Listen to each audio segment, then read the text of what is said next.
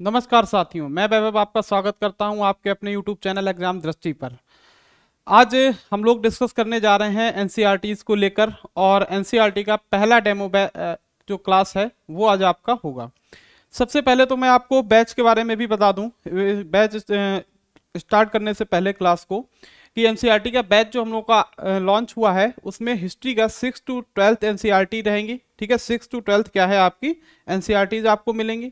इसके साथ ही साथ चैप्टर वाइज टेस्ट होंगे, बाइलिंगुअल क्लासेज होंगी, पीडीएफ भी आपको बाइलिंगुअल मिलेंगी। ठीक है, तो बैच इसको लॉन्च हो चुका है, क्लासेज भी शुरू होने जा रही हैं, और साथ ही साथ इसकी जो फीस है वो 4999 है। बट दीपावली के अवसर पर इसको एक ऑफर दिया गया है 1999। ठीक है, लेकिन स्टार्टिंग के 100 स्टूडेंट्स के लिए एक ऑफर और है कि अगर वो इस बैच को परचेस करते हैं, और परचेस करते समय जब आप जाओगे तो आप स्पेशल 100 कोर्स, ठीक है, कूपन को अप्लाई करोगे तो ये कम होकर कितना हो जाएगा, ये 1500 हो जाएगा। लेकिन ये सिर्फ बस सिर्फ 100 स्टूडेंट्स के स्टार्टिंग के है, और लगभग आप इसको ऐसे समझ सकते हो कि दीपावली तक है, और दीपावली से पहले ही लगभग अभी 35 स्टूडेंट्स लगातार जैसे ही कल ही लॉन्च हुआ है ले चुके हैं। बट जरूरी जल्दी करना, क्योंकि उसके बाद ये कूपन कोड ऑटोमेटिक डीएक्टिवेट हो जाएगा जैसे ही 100 स्टूडेंट्स होंगे। फिर आपको 199 दीपावली तक मिलेगा, उसके बाद हमारा प्रॉपर बढ़ जाएगा पैसा। ठीक है, तो अब एनसीईआरटी इंपॉर्टेंट क्यों है कल मैंने पहले में बता दिया था, और आज मैं कुछ स्टेट पीसीएस के क्वेश्चन भी लेकर आया हूं, कुछ टॉपिक्स को लेकर आया हूं जहां से आपको क्लियर हो जाएगा कि एनसीईआरटी की वैल्यू क्या है।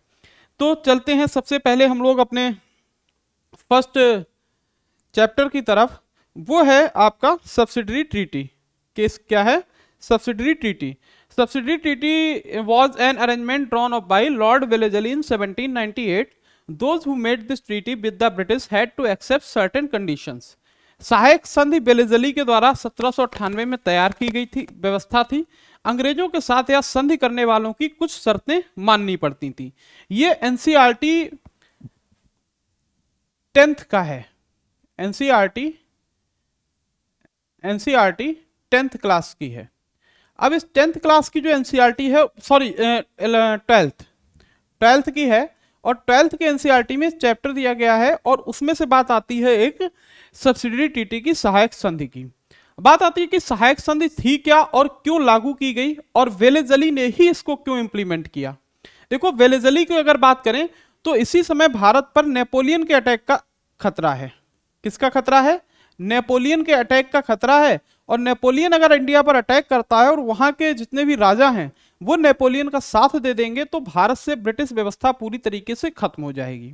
जिस कारण वेलेजली क्या करेगा, एक सहायक संधि लाएगा, और सहायक संधि के अंतर्गत कई राज्यों को सहायक संधि पर हस्ताक्षर करवाने के लिए, चाहे उनकी इच्छा अनुसार या उनकी इच्छा के विरुद्ध, उनकी मजबूरी में उनसे सहायक संधि पर हस्ताक्षर कराए जाएंगे। कैसे कराए जाएंगे और इसकी शर्तें क्या क्या होंगी। अगर हम लोग शर्त की बात करते हैं तो आप देखोगे कि शर्त में सबसे पहला इन लोगों ने क्या रखा कि अंग्रेज अपने सहयोगी की बाहरी और आंतरिक चुनौतियों से रक्षा करेंगे। क्या क्या रखा है इन्होंने कि अंग्रेज अपने जो बाह्य और आंतरिक चुनौतियों से रक्षा करेंगे जो लोग सहायक संधि पर हस्ताक्षर करेंगे। इन द मीन इन्होंने क्या कहा कि एक ब्रिटिश आर्मी की बात करते हैं तो ब्रिटिश आर्मी रखी जाएगी कहां पर, एक ब्रिटिश आर्मी को रखा जाएगा उस राज्य के अंदर, और उस ब्रिटिश आर्मी का खर्चा वहां का राज्य जो राजा है, रूलर है, वो जो है उसको बियर करेगा।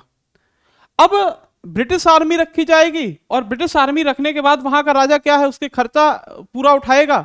अब खर्च जब राजा उठाएगा और आर्मी किसकी है, ब्रिटिश की है, तो इन्होंने कहा कि ये सेना क्या करेगी कि आप अगर साइन करते हो तो आपके आंतरिक और बाह्य सुरक्षा में आपकी मदद करेगी। ये पहली शर्त थी सहायक संधि की। दूसरा इन्होंने कहा कि सहयोगी पक्ष के भूक्षेत्र में एक ब्रिटिश सैनिक टुकड़ी तैनात रहेगी, मतलब आर्मी ही वहां पर रहेगी। तीसरा का सहयोगी पक्ष को इस टुकड़ी के रखरखाव की व्यवस्था करनी होगी। व्यवस्था करने का मतलब क्या है कि जो ब्रिटिश सेना है उसका खर्च जितना भी है वो किसको देना पड़ेगा, भारतीय राजाओं को देना पड़ेगा।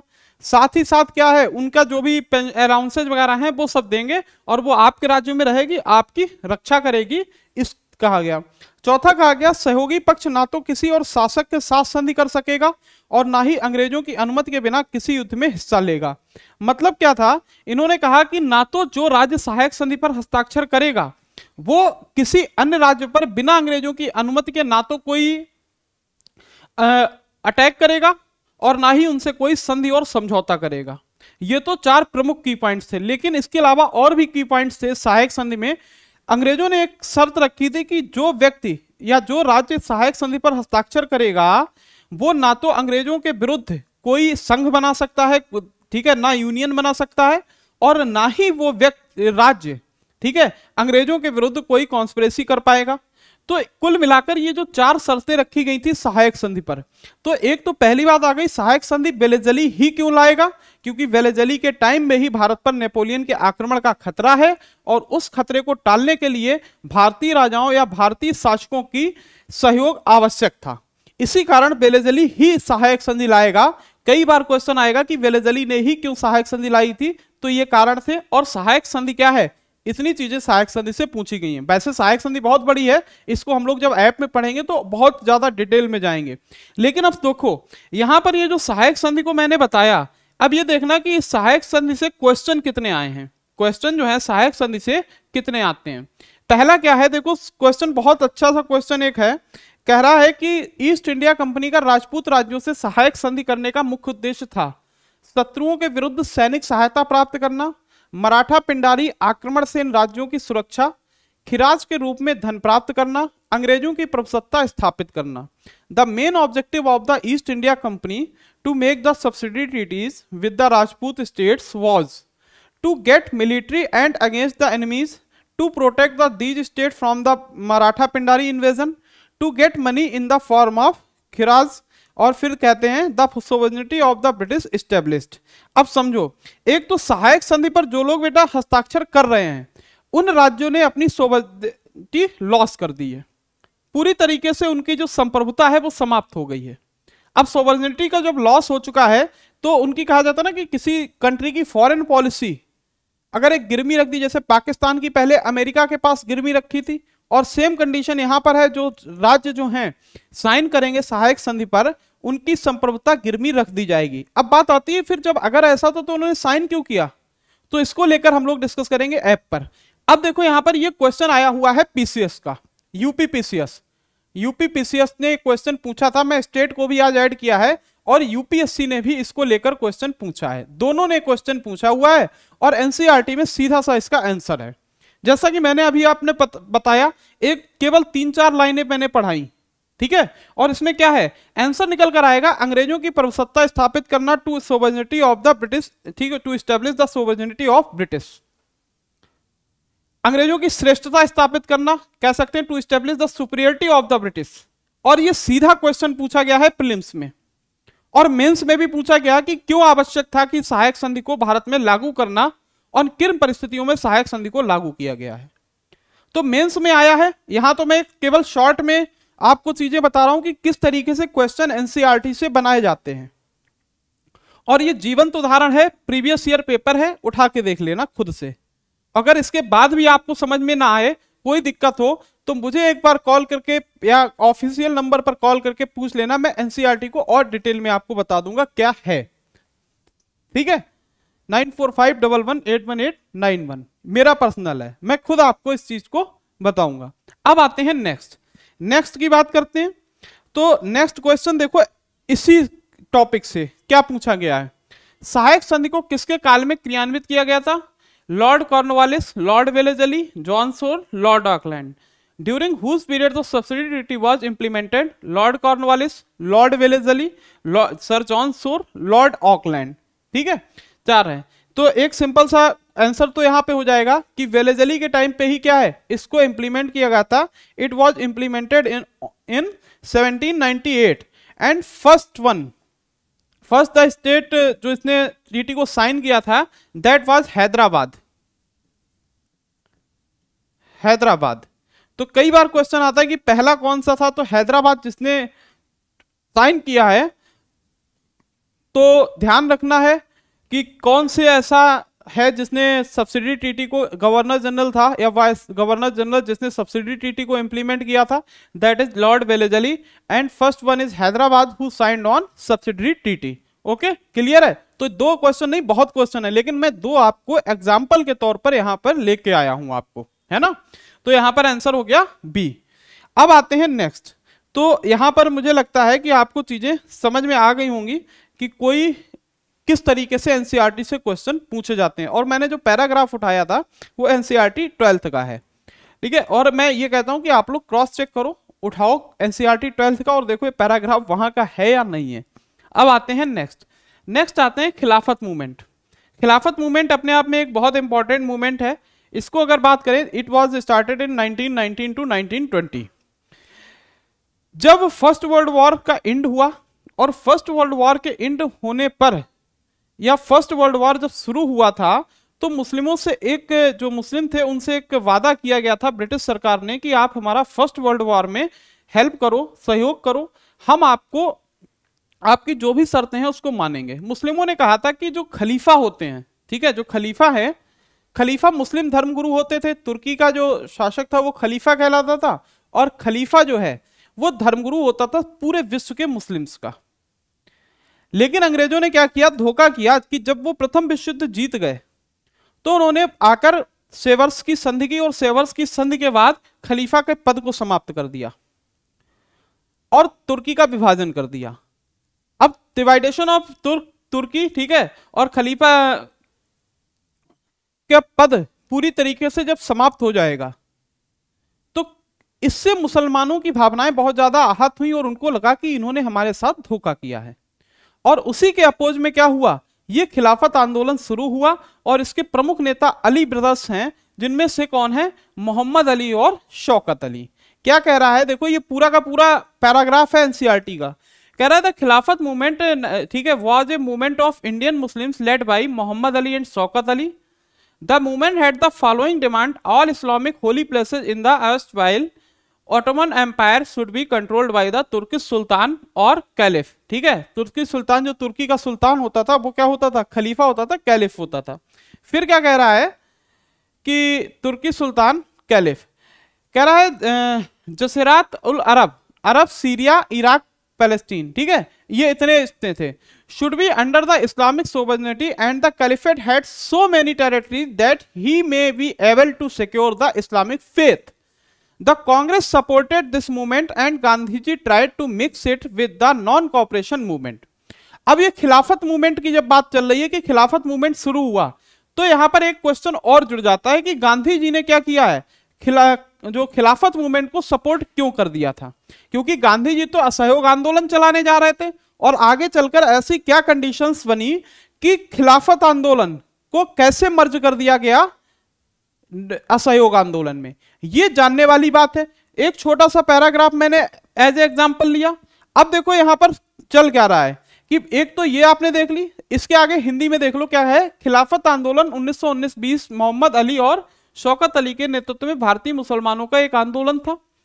इस आंदोलन की निम्नलिखित मांगे थी, पहले कि ऑटोमन साम्राज्य के सभी इस्लामी पवित्र स्थानों पर तुर्की सुल्तान अथवा खलीफा का नियंत्रण बना रहे, और जसीरात उल अरब, अरब सीरिया इराक फिलिस्तीन इस्लामी संप्रभुता के अधीन रहे, तथा खलीफा के पास इतने क्षेत्र हों कि वह इस्लामी विश्वास को सुरक्षित करने के योग्य बन सके। कांग्रेस ने इस आंदोलन का समर्थन किया और गांधी जी ने इसे असहयोग आंदोलन में मिलाने की कोशिश की। देखो गांधी जी इसको लीड करने जाएंगे, जब इनका पहला अधिवेशन होगा वहां जाएंगे, इलाहाबाद अधिवेशन होगा वहां भी जाएंगे 1920 में ही।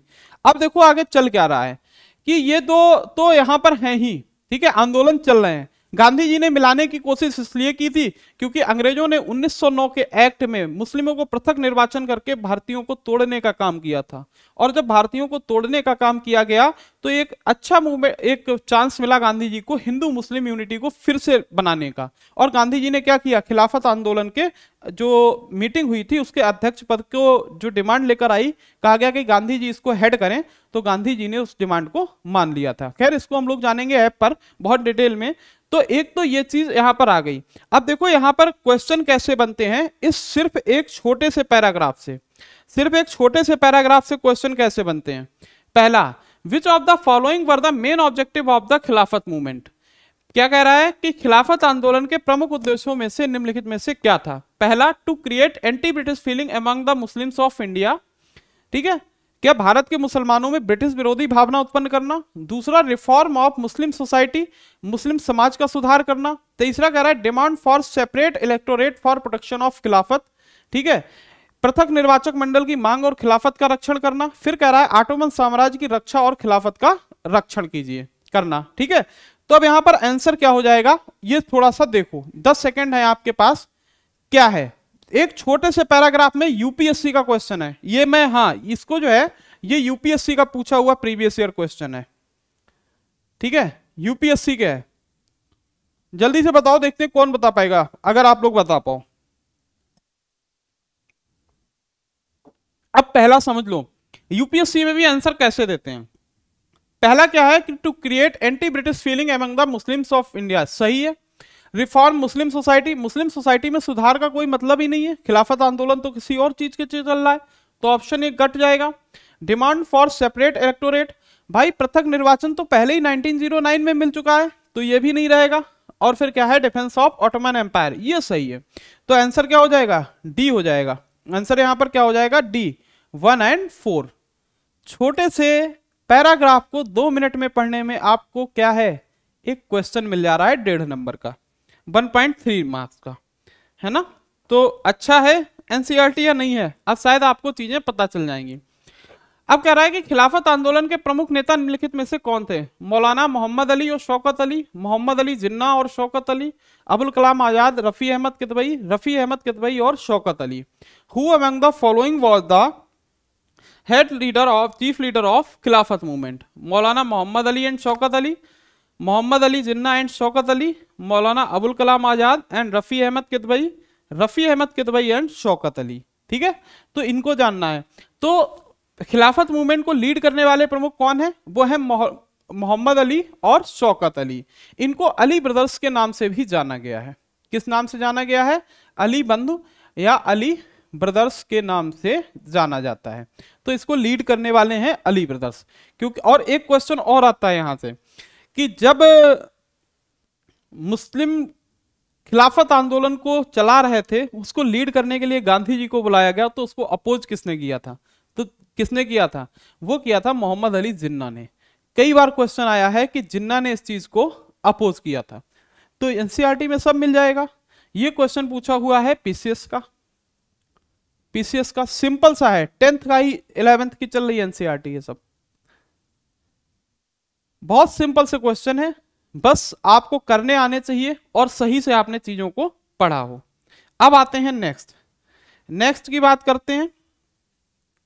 तो थर्ड टॉपिक देखो क्या है। थर्ड टॉपिक कह रहा है कि Gokhale advised Gandhi to travel to British India for a year to get to know the land and its people. His first significant public appearance was in February 1916 at the opening ceremony of BHU. Among those invited to this ceremony were the kings and philanthropists whose donations contributed to establishment of the Banaras Hindu University. Some important Congress leaders like Annie Besant were also present in the ceremony. Compared to these eminent personalities, Gandhiji was relatively unknown. He was invited here not because of his reputation inside India, but because of the work he did in South Africa. अब देखो ये बात कब की है, यहां से कितने क्वेश्चन निकलना है इस पैराग्राफ से, मैं हिंदी में भी पढ़ के बता दूं, फिर आपको बताता हूं। हिंदी में भी एक बार बता दूं। गोखले ने गांधी जी को 1 वर्ष तक ब्रिटिश भारत की यात्रा करने की सलाह दी, जिससे कि वे इस भूमि और इसके लोगों को जान सकें। उनकी पहली महत्वपूर्ण सार्वजनिक उपस्थिति फरवरी 1916 में बनारस हिंदू विश्वविद्यालय के उद्घाटन समारोह में हुई। इस समारोह में आमंत्रित व्यक्तियों में राजा और मानव प्रेमी थे, जिनके द्वारा दिए गए दान ने बनारस हिंदू विश्वविद्यालय की स्थापना में योगदान दिया। समारोह में एनी बेसेंट जैसे कांग्रेस के कुछ महत्वपूर्ण नेता भी उपस्थित थे।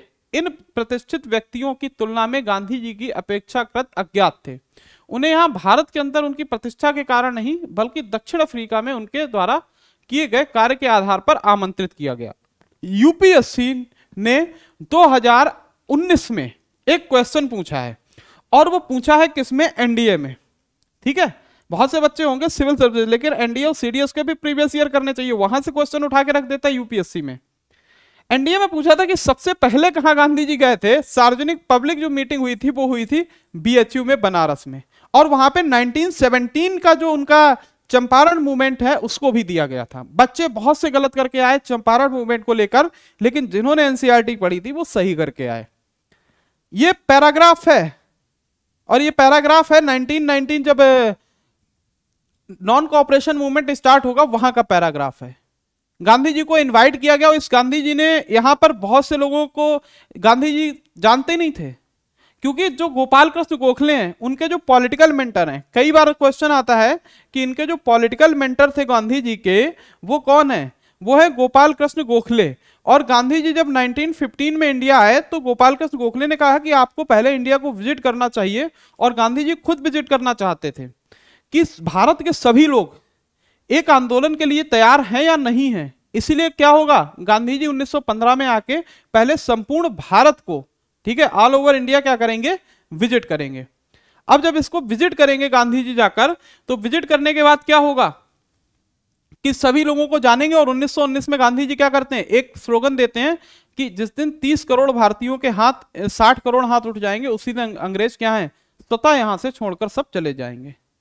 तो ये स्लोगन था महात्मा गांधी का।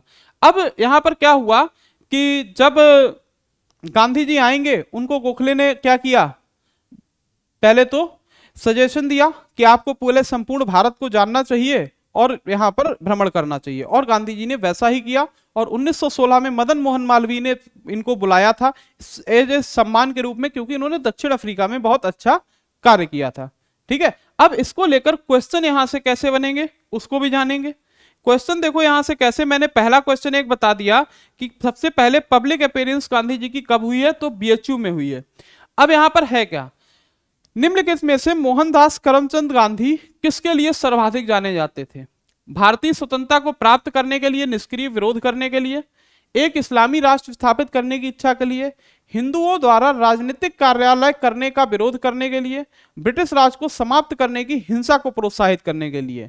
यह है यूपीएससी का क्वेश्चन। ठीक है, अब देखो कंक्लूजन कैसे निकलता है। यूपीएससी कंक्लूजन निकालती है ना, जितने भी आपने अभी तक देखे तो उसमें क्या है, कंक्लूजन की बात आती है। कंक्लूजन जो है वहां पर क्या निकलता है और कैसे निकलता है। कंक्लूजन की बात आती है तो पहला क्या कह रहा है कि भारतीय स्वतंत्रता को प्राप्त करने के लिए निष्क्रिय विरोध करना, इस्लामी राष्ट्र स्थापित करना। तो एक तरफ से देखो ब्रिटिश राज को समाप्त करने की हिंसा को प्रोत्साहित करने के लिए, ये तो गांधी जी इसलिए कभी नहीं जाने गए। दूसरा, इन्होंने राजनीतिक कार्य जो किए हिंदुओं द्वारा उसका विरोध इनके द्वारा नहीं किया गया।